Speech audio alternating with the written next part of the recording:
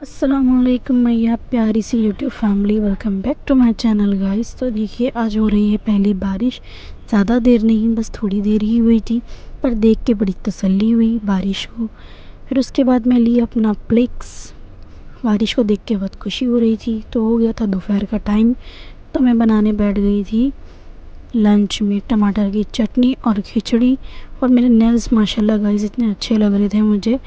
फिर दूसरे हाथ में देखिए गर्मी की वजह से इतने छाले आ गए थे और ये इतना पेन हो रहा था गाइस कि पूछो मत। बहुत ज़्यादा हाथ में दर्द हो रहा था मेरे। तो मैंने खिचड़ी और टमाटर दोनों की प्याज काट ली थी और उसमें फिर मैंने तो इस टमाटर की चटनी और खिचड़ी दोनों अलग अलग उसमें प्याज लगती है। टमाटर की चटनी में कड़ी पत्ता जाता है और खिचड़ी में तेज़ पत्ता इलायची जाती है, बहुत टेस्टी लगती है।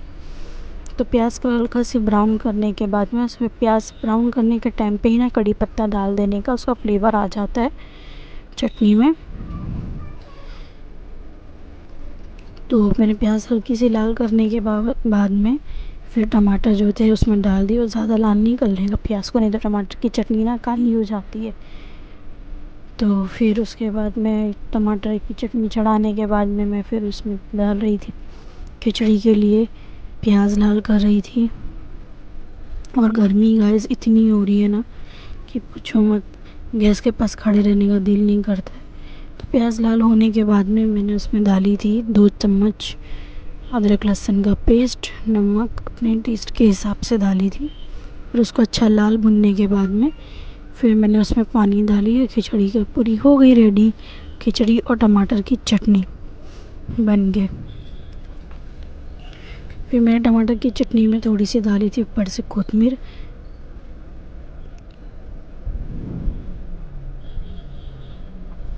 मसाला भुनने के बाद एकदम अच्छे से ना खिचड़ी को सौंधी सौंधी अच्छी लगती है। ऊपर से हल्का ज़ीरा डालने का उसमें।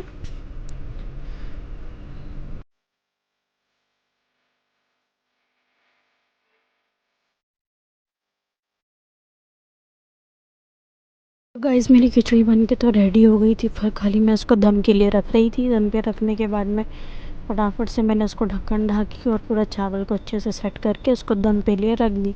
और मेरी रेडी हो गई टमाटर की चटनी और खिचड़ी। ये है सिंपल लंच का खाना, क्योंकि आज आने वाले थे मेरे देवर और देवरानी। तो मैं सोची कि सिंपल ही बनाती हूँ। फिर मेरा खाना बनाकर हो गया था गाइस, तो मैं नमाज़ पढ़ने के लिए खड़ी हो गई। नमाज़ पढ़ने के बाद फिर मैं बर्तन धोने के लिए बैठ गई, क्योंकि बर्तन बहुत ज़्यादा हो गए थे। और फिर रात में मुझे बनाना था पुलाव। बहुत दिन हो गया था, बच्चे लोग बनाई नहीं थी मैं, बच्चे लोग भी बोल रहे थे कि अम्मी पुलाव बनाओ। तो फिर मैं बर्तन धो के फटाफट फ्री हो गई थी, ताकि बाद में इतना वो नहीं लगे। तो गाइस मैं बर्तन धोने के लिए फिर बैठ गई थी फटाफट। फिर मैं सोची कि नहीं, उन लोग आएंगे तो पूरा आवाज़ काम करके मैं पूरा फ्री रहूँगी। गाइस आज का दिन तो इतना मेरा बिज़ी था ना कि पूछो मत। क्योंकि मैं आज क्योंकि कल रात से मैं बर्तन नहीं धोई थी, मेरी तबीयत ठीक नहीं थी, इसके लिए बहुत बिज़ी दिन था मेरा। फिर मैं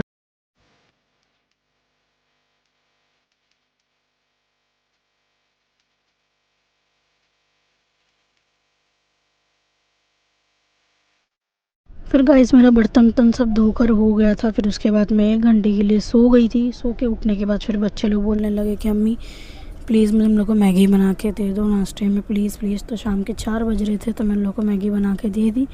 और सारे कपड़े थे जितने भी, सब मैंने धोकर डाल दी, क्योंकि रोज़ के रोज़ कपड़े धो लो ना गाइस तो इतने कपड़े जमा नहीं होते। फिर पानी वानी भर के मेरा काम पूरा क्लियर हो गया था। फिर उसके बाद मैं बैठी रात में 9 बजे पुलाव बनाने के लिए। तो पुलाव के लिए मैंने मसाले सब पीस ली थी, अदरक लहसुन मिर्ची कोतमीर एवरीथिंग ही। फिर उसके बाद मैंने प्याज कट करके फटाक से, और मैं इसको बना रही थी गाइस बकरे के गोश्त में। तो मैं पुलाव की तैयारी कर रही थी, तो मैंने उसमें 4-5 चम्मच ऑयल डाली। ऑयल डालने के बाद उसमें मैंने प्याज डाली, तेज़ पत्ता और थोड़े से गरम मसाले। प्याज लाल होने के बाद में मैंने उसमें डाली थी ये क्या बोलते हैं मसाला, अपना मसाला डाल के उसको अच्छे से भुनी। फिर उसमें मैंने 5 टमाटर कट करके डाली, क्योंकि बिना टमाटर के तो पुलाव में कुछ मज़ा ही नहीं आता है। तो मैंने उसमें टमाटर कट करके डाली। फिर उसमें अपने हिसाब से मसाला भुनने के बाद अपने हिसाब से उसमें पानी डाली, और अखनी तैयार हो गई थी। फिर उसके बाद मैंने उसमें चावल डाल के उसको दम पे चढ़ा दी। तो मेरे गाइस मेरे देवर और देवरानी को आने में टाइम था। उन लोग रात में 2 बज गया था उन लोग आने में। तो फिर मैं खाना बना के सब रेडी करके अपना सुकून से फिर मैंने ईशा की नमाज़ पढ़ी, 1 रुकू पढ़ी।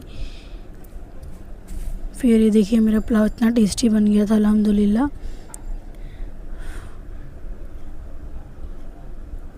तो गाइस आप लोगों को मेरा व्लॉग कैसा लगता है मुझे लाइक करें, कमेंट करें, सब्सक्राइब करें और मुझे थोड़ा सी सपोर्ट करें। अल्लाह